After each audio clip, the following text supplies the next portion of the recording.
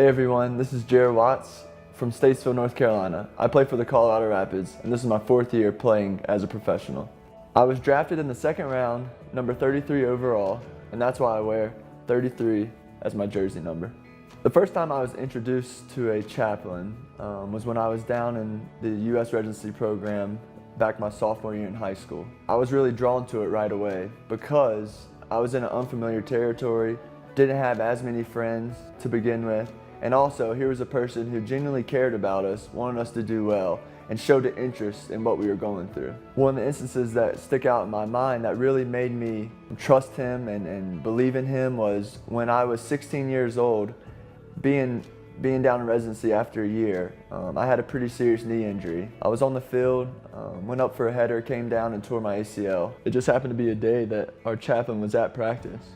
So I immediately come off the field, I have to throw some ice on my knee, and they suspected that it was pretty bad. And even before that, he came over on the training table and just had a little prayer for me. Just prayed for me, prayed for my strength, prayed for me to,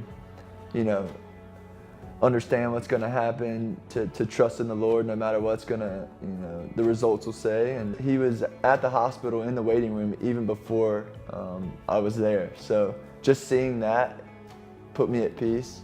And then him giving me this verse that was on his heart and he passed it along to me. And that's been one of my lifelong verses, Jeremiah 29:11, ever since that day that he gave it to me. There's one of those verses that I always come back to, always think about because of that day. And he wanted me to know that God was in control. And it was true, and we've been friends since. So after I left residency, I started Wake Forest and was there for 4 years. And I was a part of a group on campus, a ministry group. And it was a little bit different though than my experience that I had with a chaplain. A chaplain wasn't present. And for me, it kind of, to be honest, just pushed me away a little bit because I don't think I had the individual that is willing to just be there and to just be a presence and to gain your trust and just to help you live through your college days. And that's just kind of what Wake had to offer, but I think that chaplain component was definitely missing.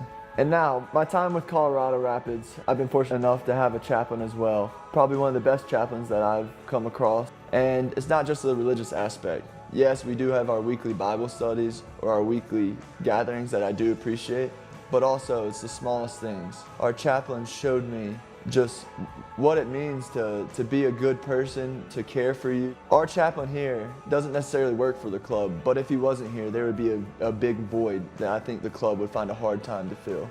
Also, I got married while I've been at the Rapids, and our chaplain, he helped do premarital counseling for both me and my wife. Our chaplain even came down to Florida where we were getting married across the country and married us. So for my wife and I will forever be grateful to have someone who cared enough to travel with us through our journey of premarital counseling and then all the way to the ceremony on that day.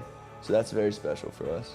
So for me, a chaplain is more than just a religious figurehead, which I think is important, but it's also a friend, it's a mentor, it's a confidant, it's someone that you can trust, and I've seen it and I've lived it, and it's someone that I want to be in my life going forward.